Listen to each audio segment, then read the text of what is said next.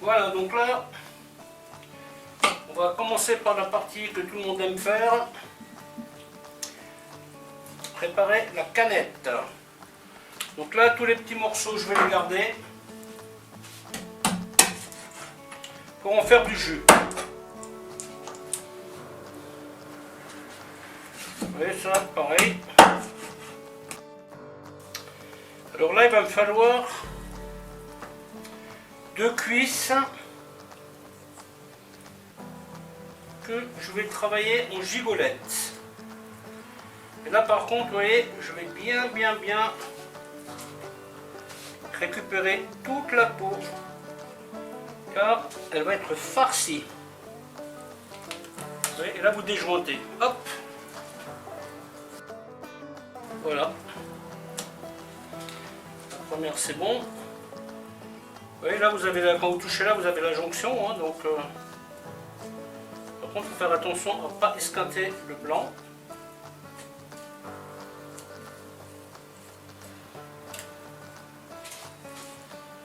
Voilà, hop. Voilà, on déjointe, hop. Et on arrive derrière. Voilà, vous voyez.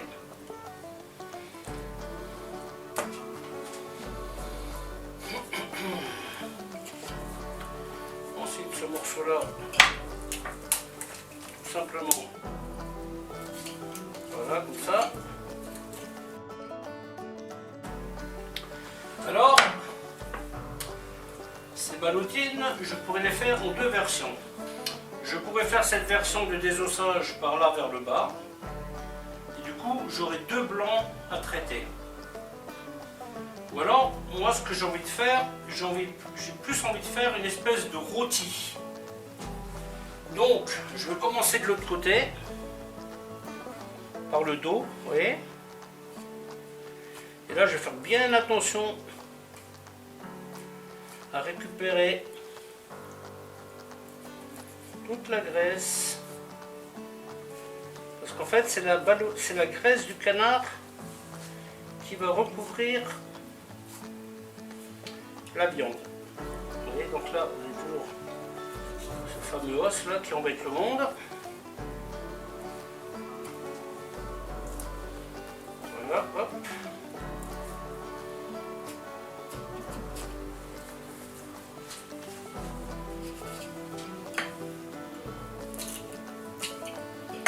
L'idée c'est de repérer les articulations, vous voyez. Elle est juste là. Vous pointez dedans, bien entendu, faites attention à vos doigts. Voilà, et on fait attention vraiment toujours à bien longer la carcasse. Et là, vous voyez, je continue.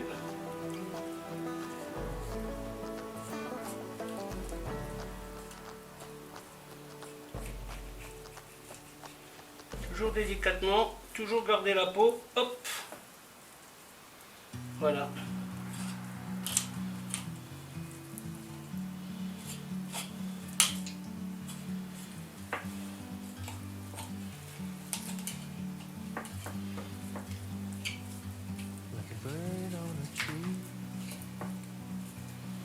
Cet os là ne sert pas, donc je vais tout simplement l'enlever. Là, nous ne sommes pas dans le cadre d'une volaille que je vais reconstituer. Hein. Comme j'ai fait avec la pintade l'autre jour, où l'objectif était de reformer la pintade. C'est la raison pour laquelle j'ai gardé les cuisses et les ailes. Aujourd'hui, nous ne sommes pas dans cette optique-là. Donc, du coup,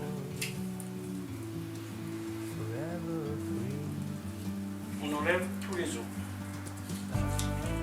Voilà, ça y est.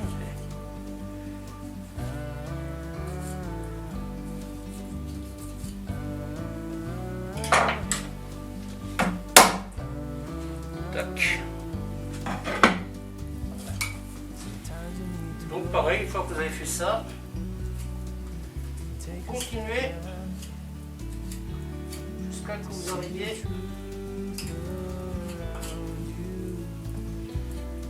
à le fameux os bréché, hein.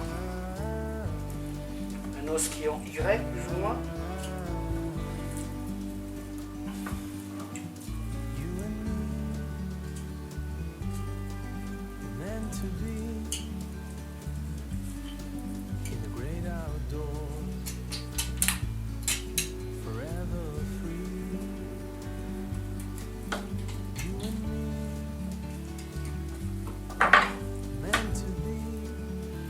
Voilà.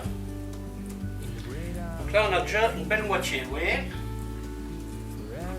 Ça va me servir à rafistoler. Ça c'est l'aile. Ensuite je vais faire la même chose de l'autre côté.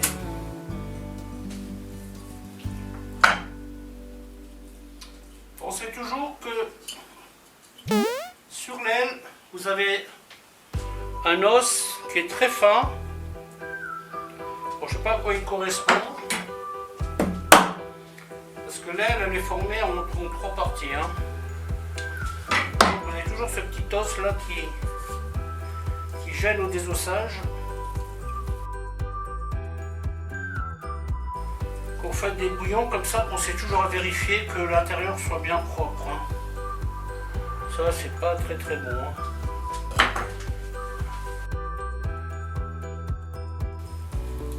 Et une fois que vous arrivez sur le thorax,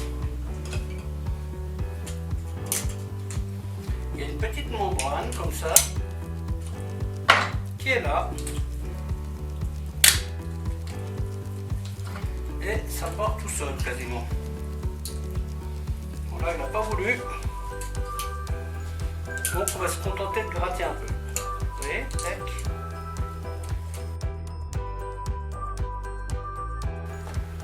Là, ça c'est l'os du bréchet, ouais, c'est un os qui est en V. Et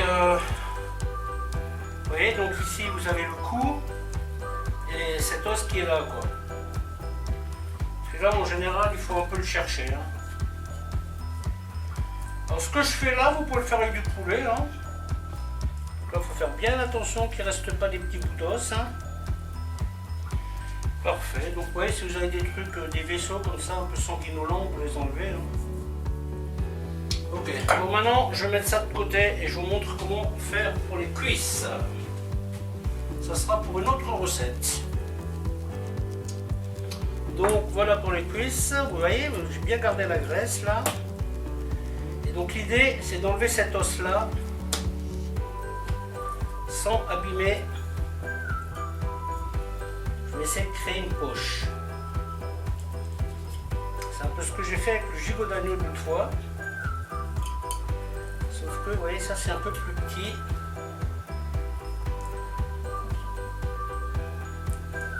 Donc on se contente de gratter, vous voyez, comme ça. Hop.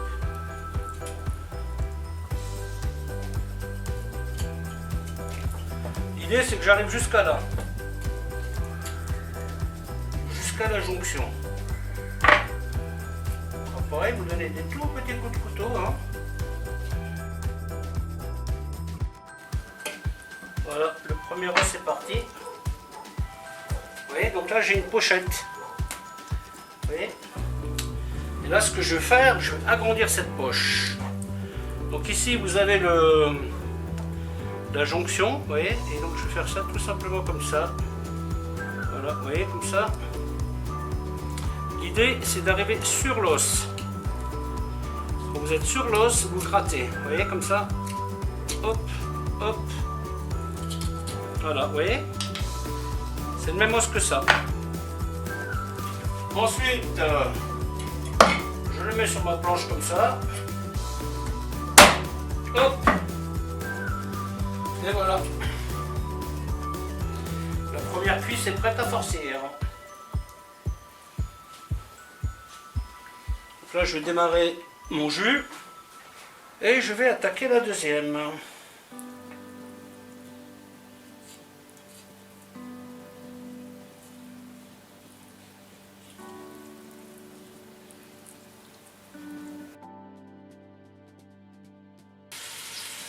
Et là pareil, ouais, une fois qu'on a sorti la jonction, l'articulation,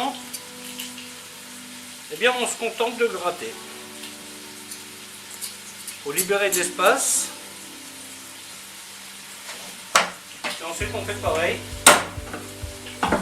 Et voilà. Vous voyez, et là vous n'avez pas de trou. Ici non plus. C'est l'objectif. Et là demain je vais le farcir. L'envelopper dans de la crépinette. Et puis le mettre au four, tout simplement. Donc voici pour le jus de canard. On fait rissoler la viande. Une fois que la viande est rissolée, je vais y mettre la garniture, oignons, carottes, poireaux et de l'ail. Et en aromate, je vais mettre du laurier, des clous de girofle, des herbes de Provence, du poivre. Et puis voilà. A tout de suite. Donc vous voyez, les os se portent bien. Ils commencent à colorer. J'ai mis les légumes et les aromates. Et je vais continuer la coloration avant de mettre de l'eau.